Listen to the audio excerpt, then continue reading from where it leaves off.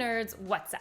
So most of us know that the Rings of Power show by Amazon was mired in controversy before the show even ever aired. And one of the questions that kept popping up over and over again was, should this show even exist? The question arises because the show doesn't have access or the rights to the work The Silmarillion by J.R.R. Tolkien, which contains most of the canonical stories that the show is going to be about. Today I want to have an actual non-reactionary discussion about this question. I want to talk about the TV industry, Middle-earth, and fans. Now, a quick warning, if you're coming to this video hoping I'm gonna trash the show, I'm not. This really isn't a video about the details of the show itself, but rather a video about canon, creative responsibility, and ownership. See you after the jump.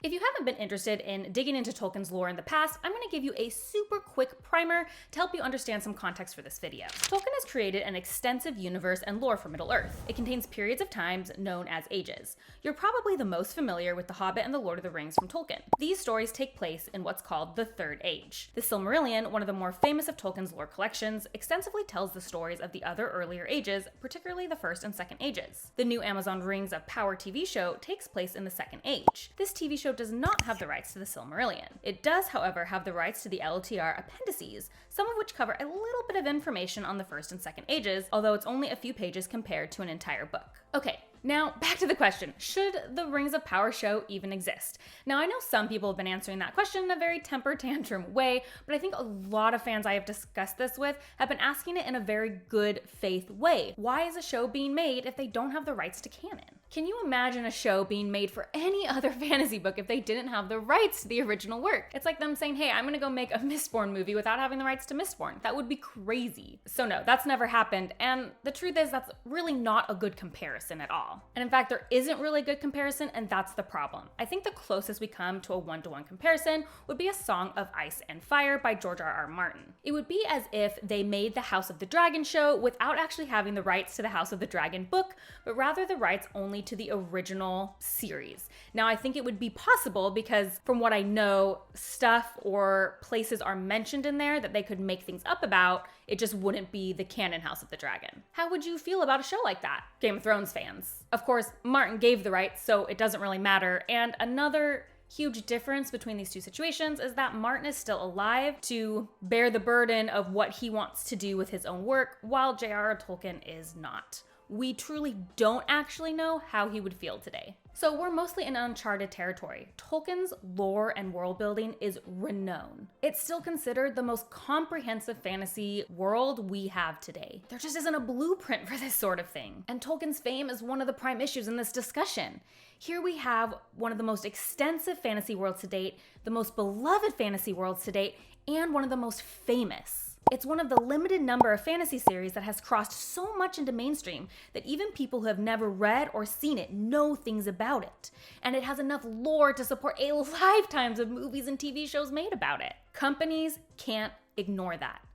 As our friend Logan Ninefingers would say, you've got to be realistic.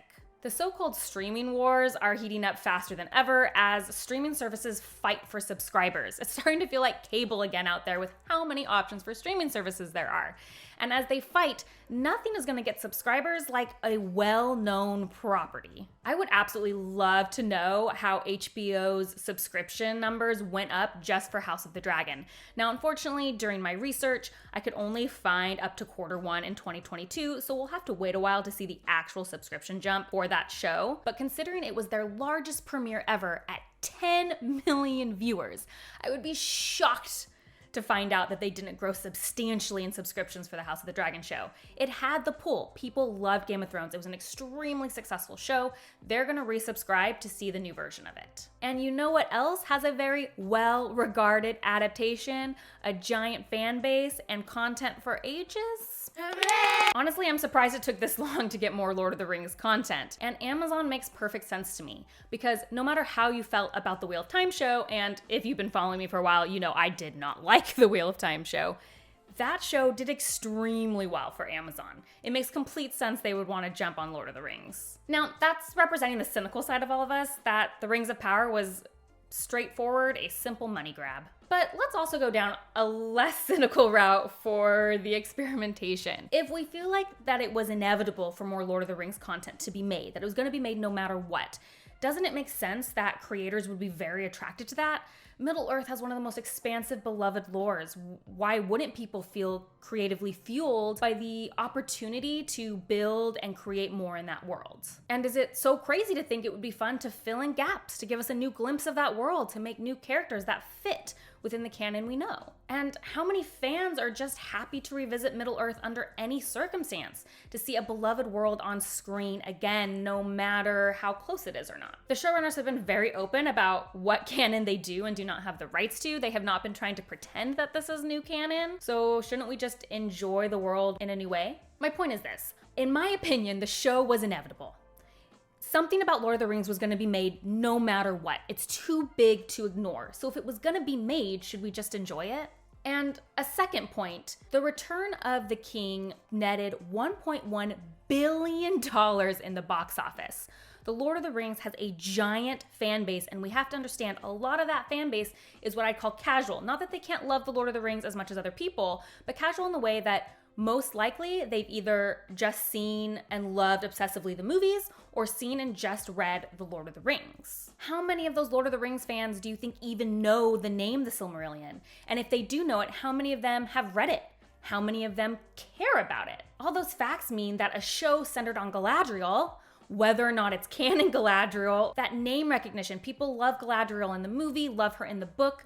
A lot of these fans are going to go into the show excited to see her past, not even knowing that it's not what Tolkien said and probably not caring. If you're on my channel, you're probably someone who cares more than average, but we're a small amount. And so if the show is considered good, and now I mean good completely divorced from the idea of canon, I mean just if the show is well regarded by a random person saying it is good storytelling, if it's good, it's gonna probably do really well. And if it's considered good, should we just enjoy it for what it is, canon or not? Okay, so let's circle back to the original question. Should the Rings of Power TV show exist? Technically, the answer is probably no. If you don't have the rights to the canon, if you don't have the rights to the story, what are we even doing here? But the realistic answer? Why not? Why shouldn't it exist? I personally set my expectations going into the show. I knew they did not have the rights. I knew it could not be the Silmarillion. It was impossible. So I set my expectations accordingly. So now that the ship has sailed, so to speak, maybe we should be asking a new question. Does the Rings of Power TV show feel like Tolkien? This is a question my good friend and fellow booktuber Kyle from Read by Kyle asked me, and it really struck a chord with me. And when I say feels like Tolkien, I don't actually mean, is this the thing? Is this what Tolkien wrote? I meant, does it actually feel like we're visiting Middle-earth again? Now for me, it's personally too early to tell. There were some issues with the first couple episodes that I had, but overall I enjoyed them. I enjoyed my time with the show. So as I continue watching, I just don't think I'm gonna ask myself anymore, should this show exist? I'm gonna ask myself, do I feel like I'm watching Tolkien? And for those fans who have chosen not to engage with the show and not to watch the show because it cannot be the Silmarillion, I totally get it.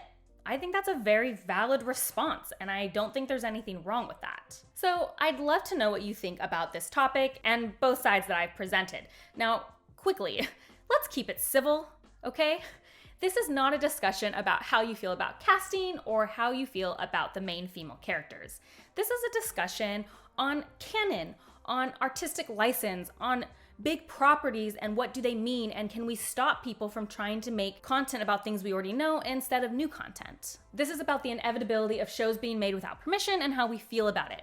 And I'm really just not going to be entertaining any rude or disgusting comments from the fandom. I'm trying to have a good faith argument, and I want you to respect me enough to have good faith arguments with me, whether or not you agree. And as always, if you like these kind of deep dives or Lord of the Rings content, please like and subscribe. That is the best way you can support me. And if you want to see what I'm currently reading, you can check me out on Instagram at bookborn.reviews. I'll see you next time. Bye.